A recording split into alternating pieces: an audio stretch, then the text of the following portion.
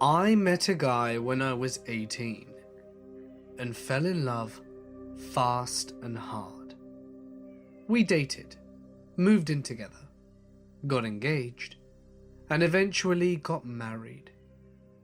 But every time we took a step forward into our relationship, he got a little bit meaner. However, it was just enough to make me think that perhaps I was being a bit too overly sensitive. So I brushed it off. It'd be little things, like he'd yell over dumb stuff, or start hitting the walls when I made him mad, or fight me on really small things. He'd also become a lot rougher when we would play around, to the point where he once actually pinned me down and tried to suffocate me with a pillow.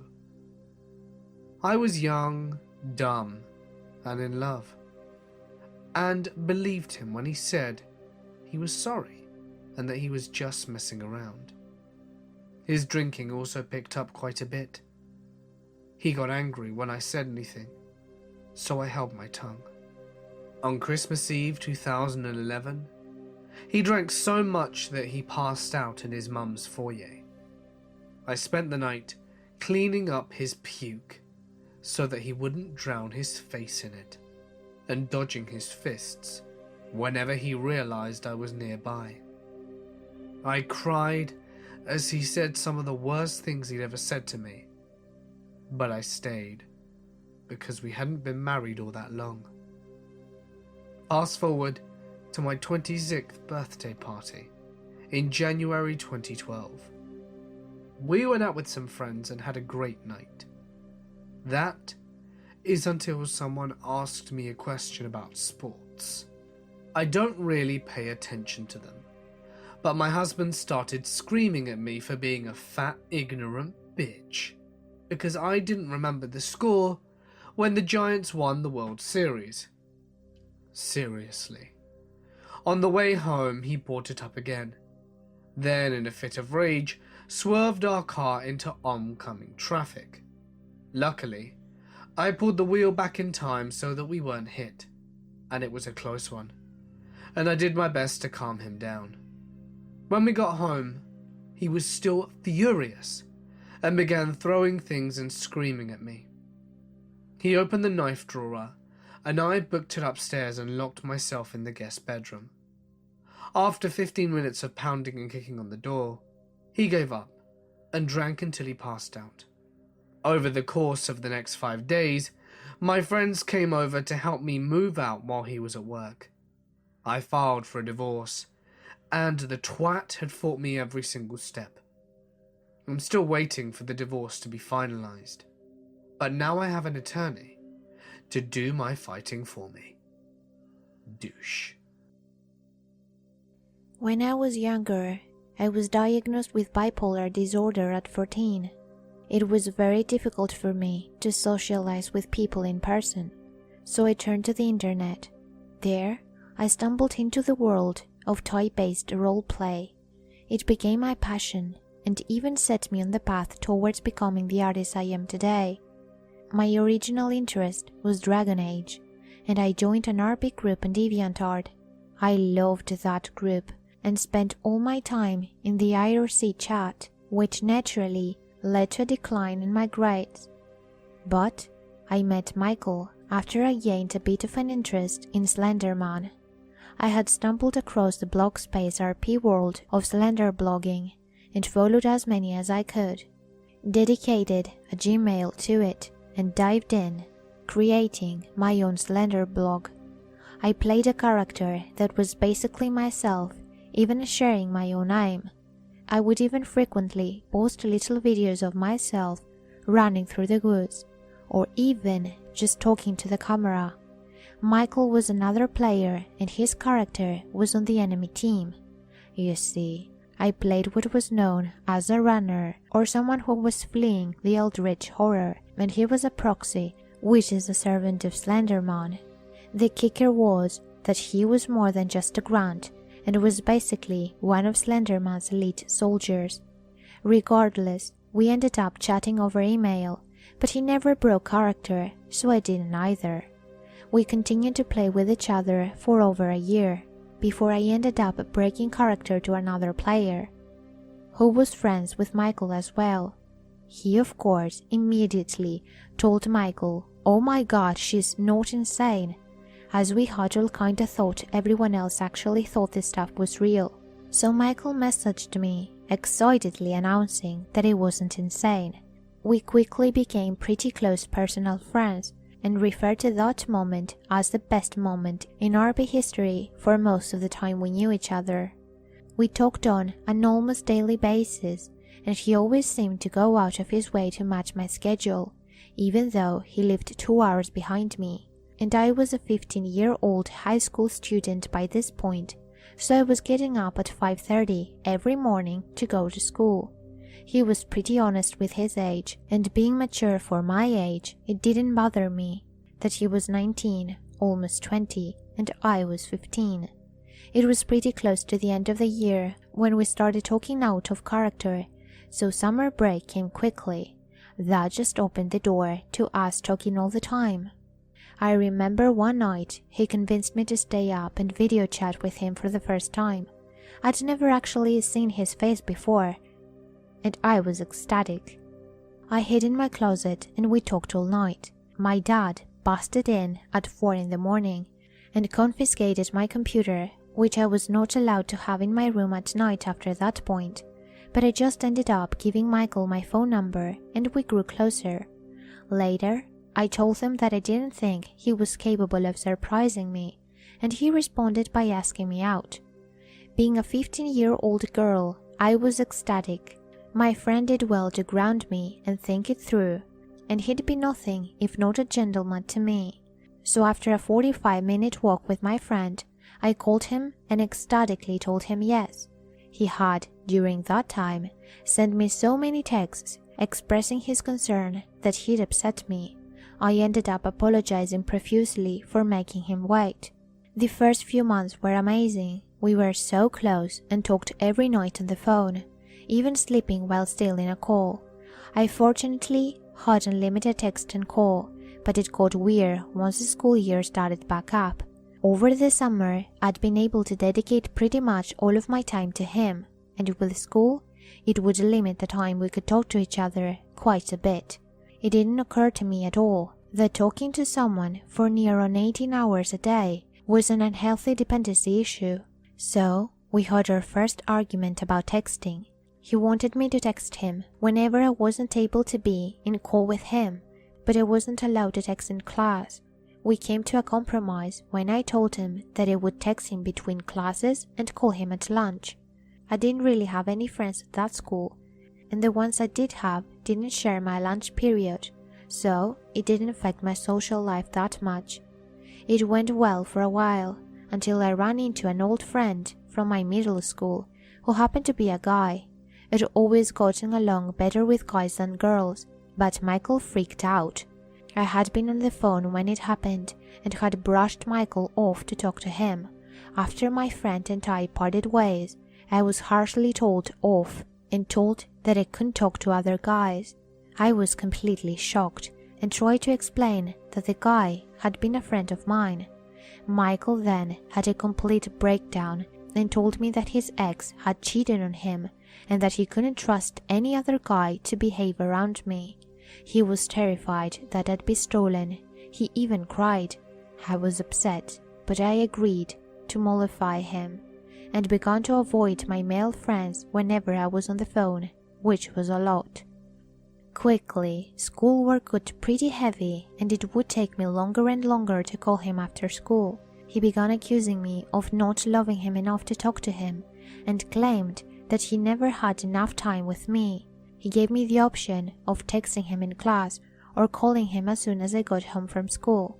I went with the latter, which completely cut off any time that I spent with my family, save for a brief dinner, after which I immediately returned to my room. Things only escalated from there. I would get held after class for falling asleep because he kept me up all night, and he could explode at me for not contacting him the moment the bell was scheduled to ring. he had a written copy of my exact schedule to the minute, and any deviation would freak him out. I began pushing away all my friends as he didn't approve of any of them. He even claimed that a particular friend was the human personification of a demon that was trying to kill him. His mental state was revealed to be extremely fragile, and he told me that he had a second personality, whom was quite literally his Slenderman character named Strider. Michael spoke frequently of this constant battle to keep Strider under the surface, because while he wasn't a bad person, he was irrevocably a major douchebag. He blamed his outbursts on this character and even texted me in italics as Strider, as if his body has been taken over for the sole purpose of belittling a 15-year-old girl over the phone. I was sympathetic as my bipolar was at its worst, and my therapist was whispering the word schizoaffective to my mother when she thought I couldn't hear. For the next year and a half, he played me like a puppet, distancing me from my family and friends, convincing me that the teachers only wanted to turn me into a mindless tool for the government, and persuading and coercing me into performing sexually for him. It felt disgusting, but he promised me that he'd marry me and would have beautiful children. He was frequently abusive, but he would quickly get better, and suddenly everything would be perfect again, until it deteriorated into another explosive argument. Eventually, he convinced me to call cops on my family and report them for abuse. Now, I won't claim that my family was perfect. My dad is an alcoholic, and he could get really violent, and he and I had vicious arguments. My mother mostly just supported whatever my dad did, and I was always incredibly resentful that she wouldn't defend me, even when my dad slapped me, kicked me out of the house barefoot, and was generally overly aggressive to me. But they did care, and my home was clean, warm, well stocked with food. My sisters and I never really wanted for much physically, and we often got things we wanted to. The system would have destroyed my sisters, who were pretty young at the time. When my parents found out that I'd placed a call, I panicked and ran away from home, crashing at my friend's house. Michael wanted me to stay put until he could get a friend of his from Austin to come get me. But when I turned on my phone in the morning to see the text from my family, I knew that I had terrified my sisters and the police had been called. I arranged for my dad to bring me home. I wouldn't let him pick me up from my friend's house because I knew he could threaten to sue her parents for assisting me. I served 6 months of juvenile probation and had to endure several meetings with a state-appointed therapist for falsely accusing my family of abuse, and my parents were subject to a second inquiry from CPS due to me running away. By the end, we were breaking up every other week and getting back together when he would send me pictures of terrible gouges in his arms, threatening to kill himself. I actively hated him by then, but still loved him and didn't want him to die. I escaped when he discovered that I'd been talking to a male friend who he particularly hated and dumped me on Valentine's Day. It took him 2 months to realize I wasn't coming back, but he would still try to text me, and I blocked so many numbers and email accounts because he would change them just to message me. It was completely terrifying, and I was constantly terrified because he knew my address. But eventually he disappeared, and I slowly started trying to put my life back together. About a year or so ago, he texted me and I indulged with him. He claimed that he'd been married. I really doubted it. Despite the single picture that he sent, I asked what date his wedding had been on. But he couldn't tell me, and first tried to claim that it had been in December, 2 months before he dumped me. When I called him on it, he backpedaled and got defensive. I blocked him after that, satisfied that he was still a miserable mess and that he hadn't snared another poor minor. So, Michael, let's not meet. I was engaged to my high school sweetheart, who I pretty much allowed to treat me like dirt. After high school, while we were living together, It was apparent that the relationship wasn't going anywhere, and I finally had the courage to end it. I was the one with the job and the money, so I was keeping the apartment and asked her to move out. I think I gave her about 2 weeks or something. Eventually, she shacked up with some guy and was out of my hair. Every now and then, she would pop in because she left all of her shit at my place while she was trying to find her new place. I kept hearing stories from everyone of her epic levels of sluttiness and just tried to stay away from it all as best I could. At some point though, out of anger, I went into her jewellery box and took the engagement ring that I had given her. It was several weeks before she realised it was gone, at which point I'd already sold it, and when she confronted me about it, I told her. She lost her shit. She started demanding that I give it back to her, or at least its value in cash.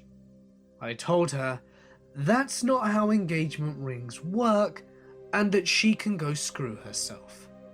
She started hitting me and trashing my place. I didn't have to take it.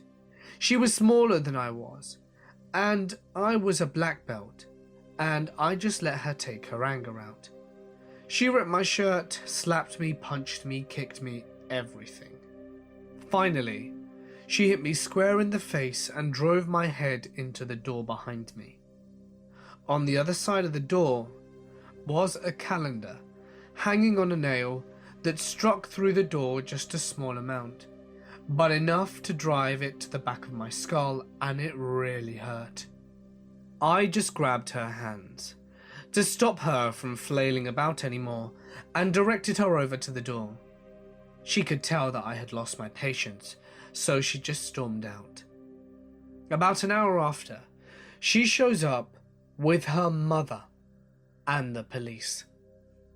The cops took my statement, took one look at me and asked if I wanted to press charges or if I needed an ambulance. I declined both, and then he escorted her and the mother off the property and advised that they take it up with a small claims court if they wanted to proceed any further. But it was more hassle than it was worth, and she didn't really break anything, just made a mess, and I had a cut on the back of my head, which looked worse than it was since it was bleeding pretty good. I just wanted her gone at that point. Background.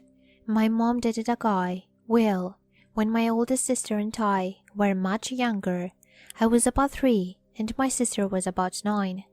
They had been dating for a couple of years until she figured out he had been doing hard drugs, so she broke off the relationship. He didn't take this too well and started stalking her, which leads us to the story I'm about to tell. In the beginning, it wasn't that bad. She would coincidentally run into him places, as well as receive numerous phone calls each week asking for her to go back to him. Each time she said no because he still was not sober. This frustrated him, and soon things got worse.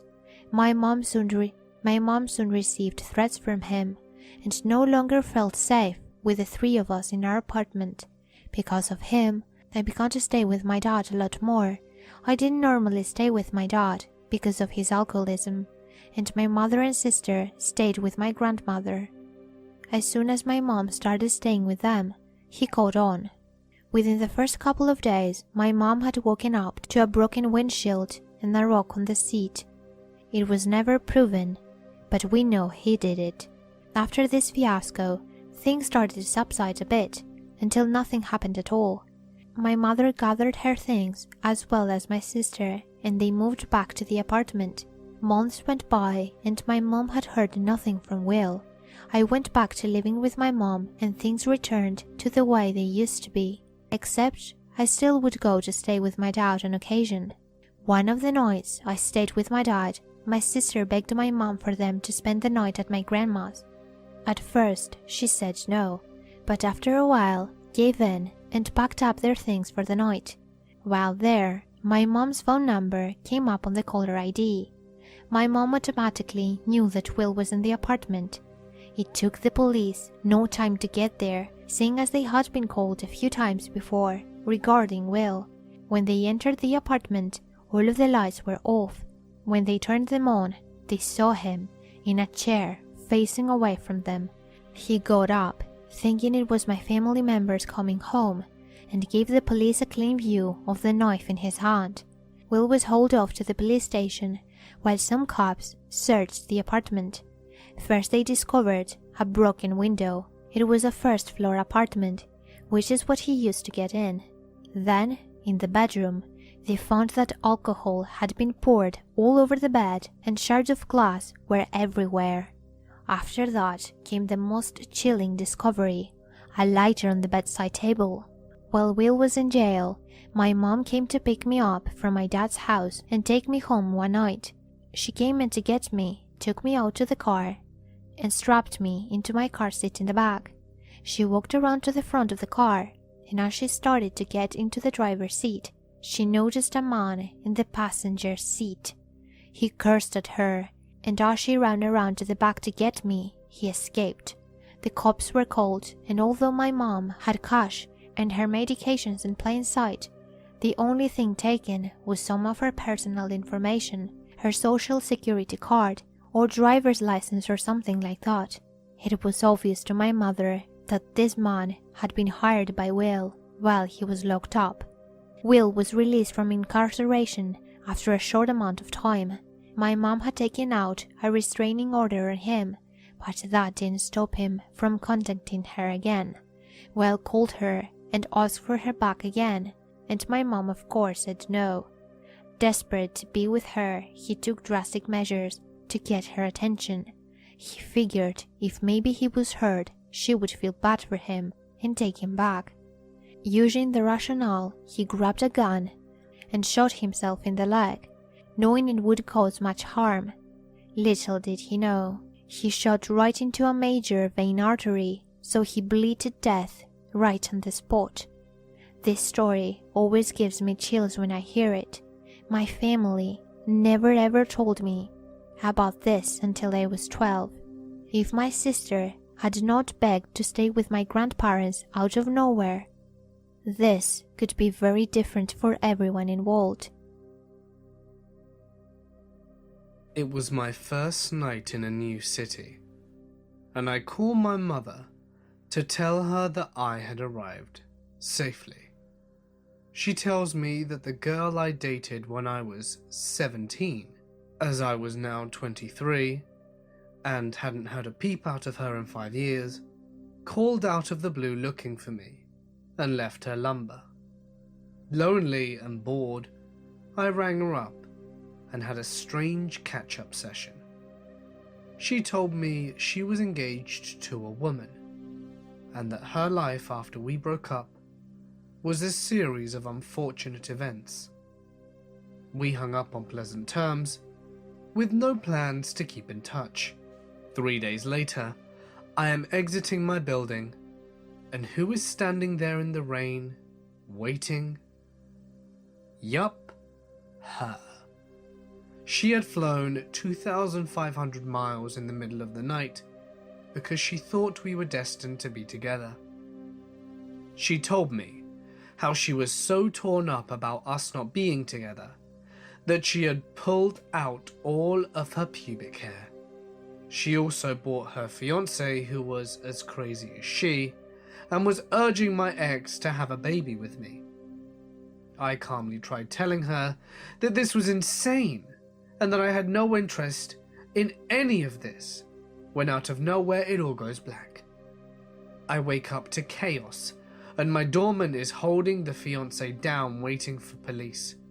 Turns out, she'd hit me on the back of the head with a full bottle of champagne that they'd bought to celebrate with us. Arrests were made and restraining orders followed. In college, a while ago now, I got into a relationship with a guy. He was fine until he found Jesus. He quickly went crazy, claiming demons spoke to him, trying to buy weapons for some shady friends we had, fantasizing about how he would hurt people and becoming incredibly controlling and physically abusive, nearly killing me a few times. Needless to say, I get the fuck out. After a few threats and really crazy behaviors, he left me alone for a while, and I thought that was that. I was reading to my dorm after a meeting one night, when I decided to pass it and go to the student union, which was right down the street, to get some ice cream. As I passed the dorm, I heard steps behind me. I turned around, and I thought I saw someone in a white shirt duck behind a big signboard. I kept walking, listening carefully. I heard something moved and wiped around again. There a person, his size, staring at me from behind a tree. I couldn't see very well, but it really looked like him. I was mildly freaked out by then, but just walked a little faster. I'd hear the occasional footsteps and breathing behind me, but I didn't dare stop or let on that I knew someone, probably him, was there. I knew he owned a gun and would likely pull a bullet into me, given the chance. He was that psycho, and upset that I dared to break up with him. I walked all the way to the union and got some ice cream and just sat there in the store eating, unwilling to go back into the unlit street in case it was my crazy armed ex. I still hadn't mastered the nerve to head back when my phone buzzed. My heart just about fell out of my chest when I saw the message. It was some of my friends, a sweet couple. They'd been walking way behind me when they saw something that alarmed them enough to text me. "Your ex is walking around the street." They called me before I could even text them back. "Where are you? Your ex is prowling around, here near your dorm. He was coming back from the direction of the union. I think he had a gun." "Was he with you? What's going on?" Panicked, I assured them that I had not been with him, but someone who looked like him had been following me, and I was at the union and was too scared to go back alone. They practically yelled at me to stay there and not go anywhere, and that they were coming.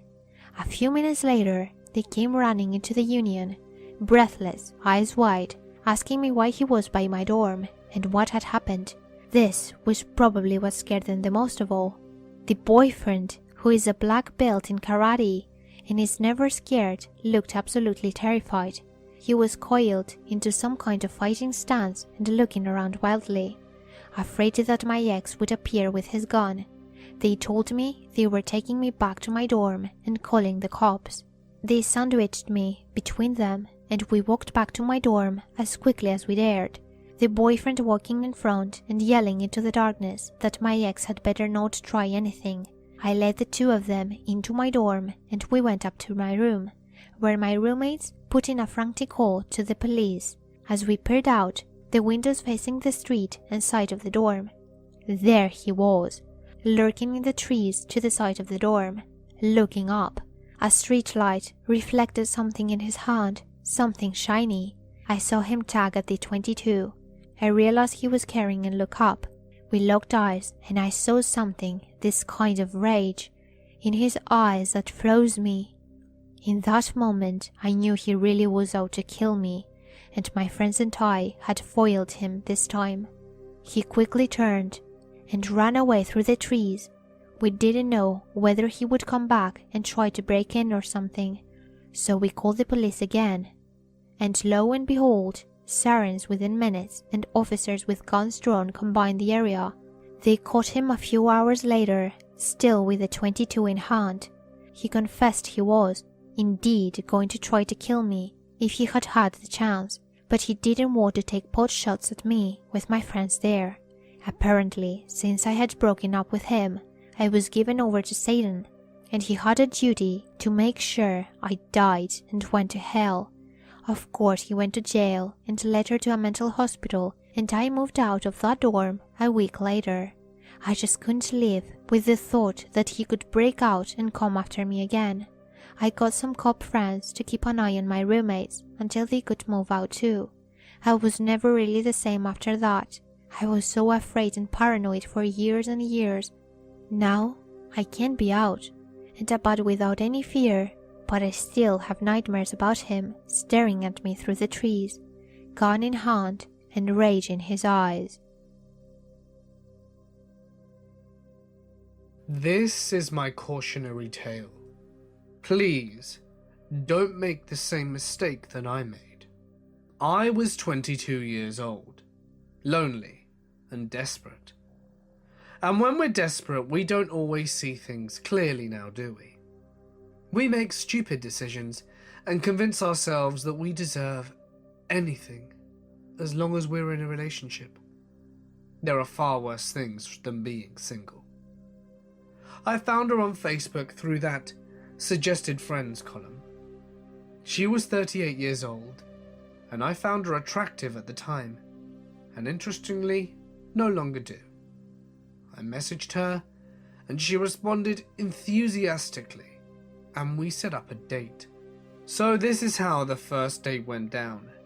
She immediately told her long, sad story of a traumatic childhood, multiple abusive partners, running away from home, substance abuse, and the fact that nobody understood or respected her. Immediately infuriated with me, insisting that she was head over heels in love and that I was the one. So I went back to her apartment, and I have to say, it was disgusting. I don't know if any of you listening have seen Friends, but there's this one episode where Ross has this beautiful girlfriend, but her apartment looks like they'd taken 8 different trash cans and set it off as a bomb. That is the only comparison I can make.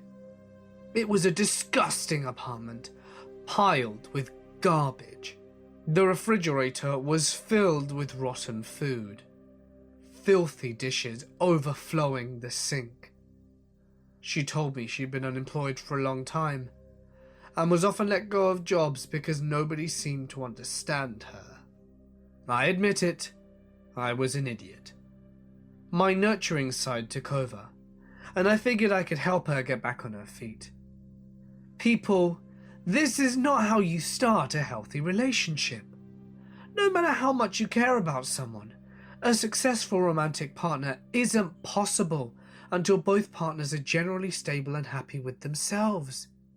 A boyfriend and girlfriend is not a professional therapist, housekeeper, or career counselor.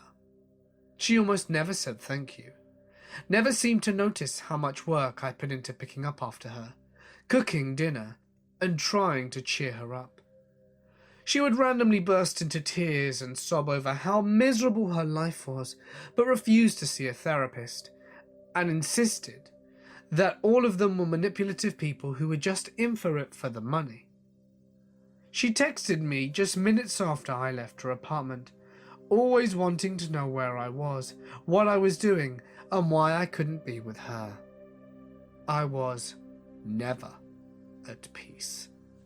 To make matters worse, she didn't just not like, but despised each and every member of my family and every friend I had. Said that I had been a spoilt child and that I needed to learn discipline. Because she was older, she needed to help me grow up and wanted me to distance myself from my loved ones because they were all selfish and prideful and didn't respect her. Terrifying mood swings that became increasingly common and intense. Gaslighting, lies, and manipulation. Towards the end, she began taking long weekend trips to a town about 20 minutes away.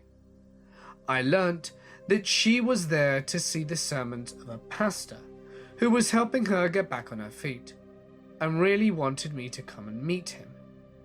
Turned out the man was a raving lunatic, insisted that Barack Obama had obtained angel DNA and was using it to build an army of invincible soldiers, not to mention being obsessed with the impending rapture. Despised Arabs, Jews, African Americans, pretty much everyone who wasn't a white American to be honest, and was surrounded by a harem of young women who lived in his large home with him. I have no idea why I stayed with her so long. It was almost 3 years. Again, desperation and low self-esteem will do that to you. The final straw was when she had a meltdown at my cousin's wedding in front of our entire family.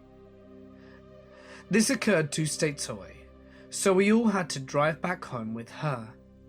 She screamed at me so loudly for so long that it looked like blood was coming out of her eyes. She then smashed a huge handful of blueberries into my chest. As soon as I started packing up to leave, she gave me the whole speech about how nobody else would ever love me and that we were soulmates. I noped my way out of there in quick cold turkey. I reconnected with friends, spent lots of time with my family, and rediscovered my true identity. And met the love of my life a few months later. Apparently, she now tells people that I sexually assaulted her. 10 years ago, I dated this guy, David. I don't talk about David much, only to my current partner and very close friends. Talking about him makes me nervous. When David and I met, I was only 17 and he was a post-secondary student in his early 20s, being a near-homeless gay teenage dropout with raging hormones, a complicated home life, and limited dating prospects. I jumped into a relationship with him. Our relationship progressed very rapidly, and I moved into his Toronto apartment after only a month of dating. I was young and inexperienced with relationships. David was a horrible guy. Of course, in the beginning, it was great. We were in love, very much so. But after a few months, that began to change. One night, after our first minor fight over laundry, I got a glimpse of how angry he could get over a simple matter.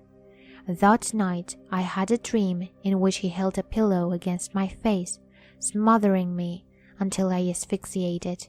His facial expressions contorted in terrifying ways, morphing into the face of a demon.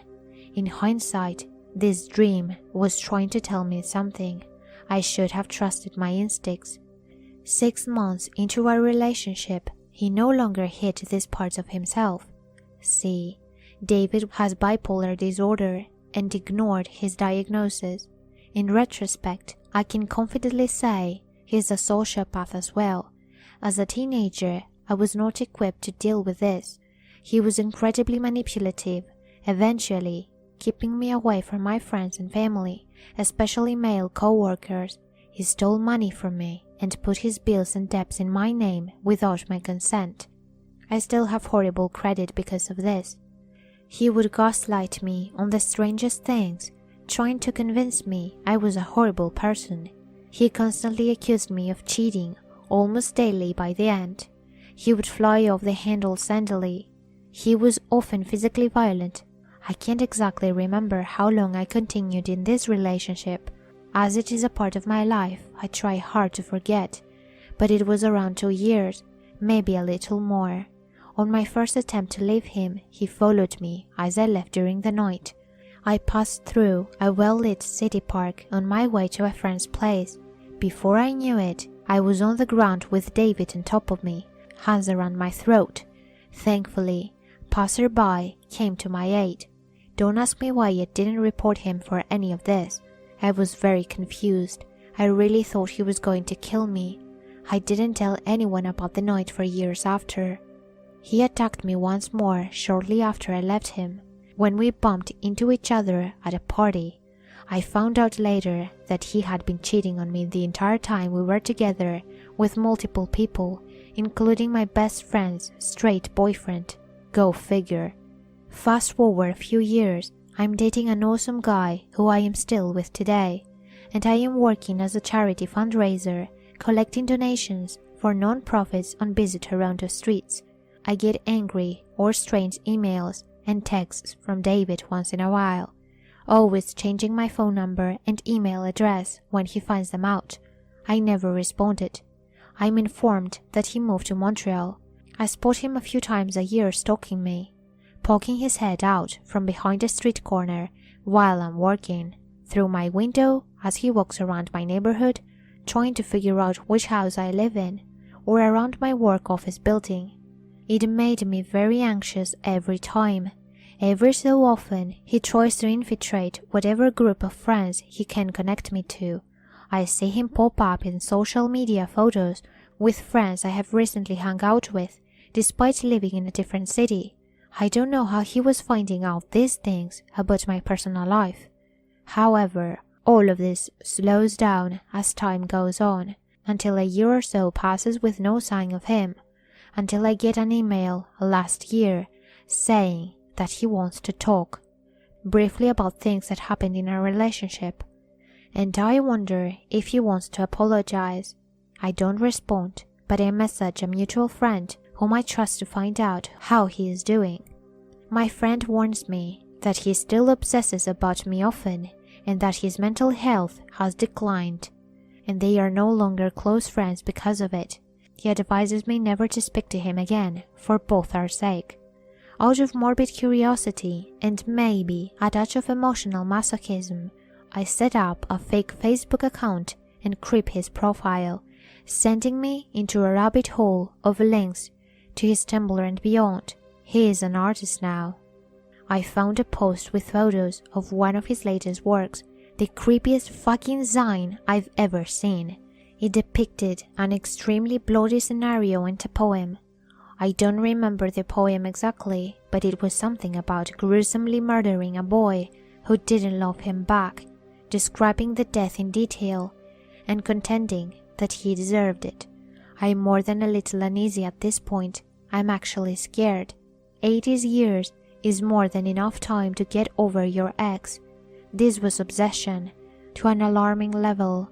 I changed my email once more and asked our mutual friend to keep me updated if he ever decides to take a trip to my city.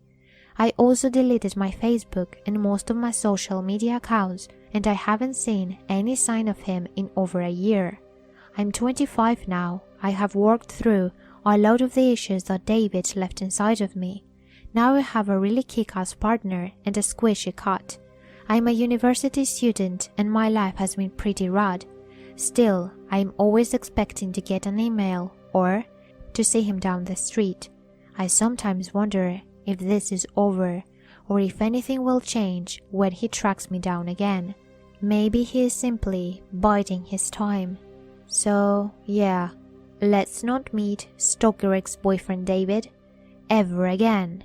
And if you ever read this, consider it my closure on a trash relationship and get some help.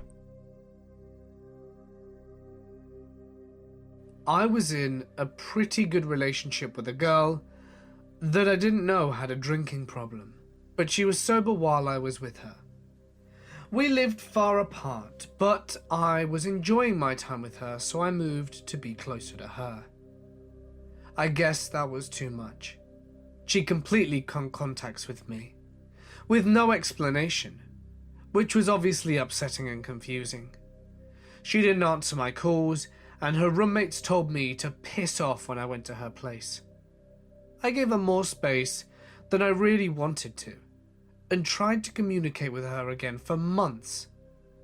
She agreed to let me meet with her a couple of times, but then cancelled. Then she sent me an email, accusing me of all sorts of terrible things. I definitely would have preferred to discuss those issues in person, but having been hurt and confused, and incommunicado for so long, I responded immediately with an angry message. She removed her initial insults and forwarded an edited version of my email to all our mutual friends with a message about how I was threatening her. Okay, message received. Bitches be crazy. Time to move on. About a month later, a detective knocks on my door investigating an abuse claim. Supposedly, I'm threatening to kill her. I give an official statement of my version and tell them truthfully that she's moved and I made no effort to discover her new address or phone number, and that I have no contact with her and no intentions of making contact with her, and that I never made any of the threats she claimed. They encouraged me to file a countersuit, and I'm like, are you kidding? I have a new girlfriend already, I just want to move on. She needs help, that I obviously can't provide, and tells people she had a restraining order against me, which isn't true, but I let it go. So anyway, time to forget and move on, right? About a year later, I get invited to the birthday party of a dear friend, who also invited the crazy ex. I didn't know this, but the crazy ex is in the kitchen making pasta when I arrive with my new girlfriend. The crazy ex throws boiling hot pasta and boiling water at the birthday girl, and thankfully it misses. She storms out the back door, and she's not over it, I guess. The funny thing is, I was always good to her, and even on this occasion I tried to be nice to her, and tried talking with her about it, but she lost it. I literally did nothing to her. A few months after, I see her on the street, with her new boyfriend. She sees me, and I get a look of pure hatred. She immediately crosses the street to avoid walking past me, actually shoving her confused-looking boyfriend into moving traffic. I felt really sorry for him. I don't think he stuck around that long. About a year after that, I get curious about her and wonder if she's in the paper on murder charges, and Google her name. I find a beautiful song she wrote and filmed and uploaded to YouTube with a few views about being crazy and throwing away her relationships. I'm moved to tears and write her a short message, but of course I never hear back. I think it must be incredibly tiring being so crazy.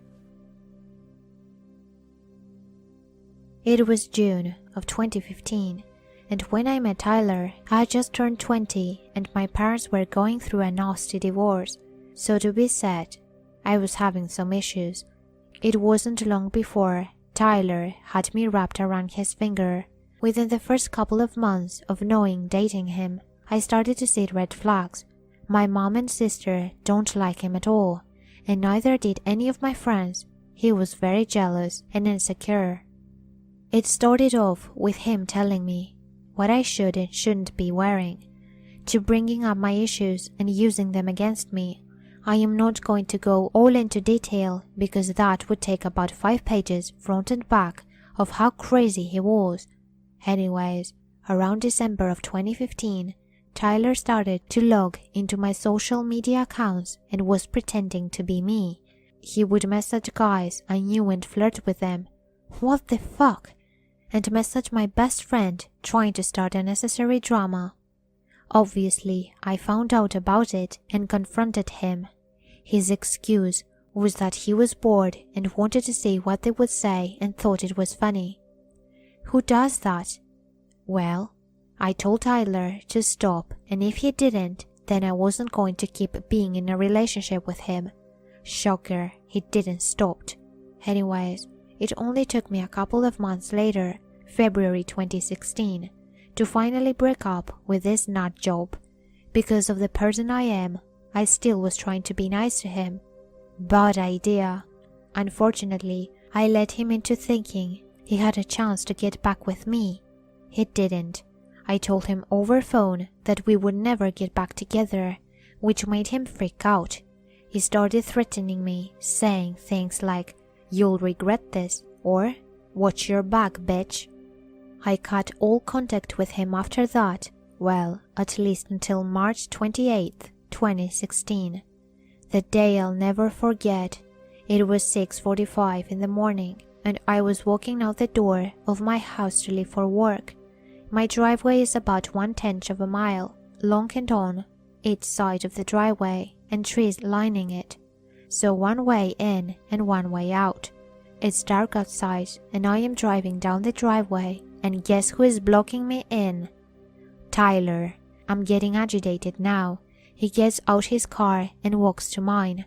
I roll my window down enough to where he can hear me and tell him to beat it. I have to get to work. For about 5 minutes of bickering back and forth, he finally says, "Okay, just give me one last kiss and I'll go." Feeling like I'm out of options, I cave it and say fine.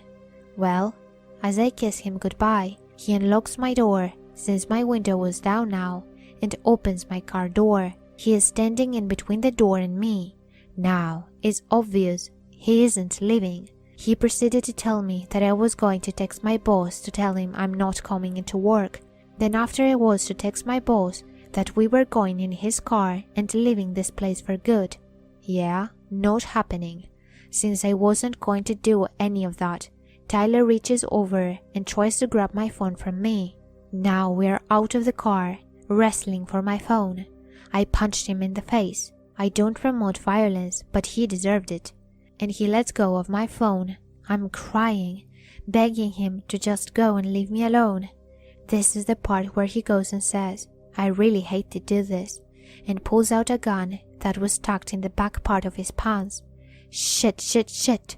My adrenaline is pumping and my brain is going about 1,000 miles per second. I'm trying to stay cool and walk back to my car. I'm now sitting in the driver's seat with Tyler standing in between the door and I again. I asked him, "What the hell are you doing?" And he's waving the pistol all around. He tells me he doesn't know and that he is sorry. He slipped up and told me the gun wasn't loaded, so I took this as an opportunity to get the hell out. While he's standing there, I put my car in reverse and gunned it. He stumbled back enough for me to be able to shut and lock my door. Since it's light outside now, I can see that there's just enough room for me to drive my car into a ditch and hope to make it out. I never prayed so hard for my life. I put my car back in drive and floored it. I made it into the road and see Tyler running to his car. He's now gaining speed behind me, goes around and speeds off. Now would be the time to call 911, right? Well, I was too out of it to think about that. I get to work and immediately go to my boss and tell him what happened. I ended up calling my mom and she called the 911. I leave work and go home and talk to the officers. I ended up taking out warrants for his arrest. He was charged with trespassing, assault on a female, and assault with pointing a gun. I also got restraining order. Unfortunately, it doesn't end here. Now, it's around May of 2016. I started to see him following me while I'm driving to and from work. There was nothing I could do since it was a public road. This was going on for about 3 weeks. I had enough of it. One afternoon, my sister was in the car with me as I was going to take her to her appointment. Well, here comes Tyler in his stupid white car behind me, so I had my sister videotape him and called 911. I ended up in a Walmart parking lot and got him arrested. He spent the night in jail for breaking the restraining order, had to go to court against him, and ended up just settling for him to do community service and take anger management classes. Thankfully, after the night he spent in jail, he has left me alone since. Tyler has a new girlfriend now, so thankfully I'm old news. What scares me the most is that I didn't even know him for a whole year and all this happened. So crazy stalker ex-boyfriend, let's not meet again. Ever.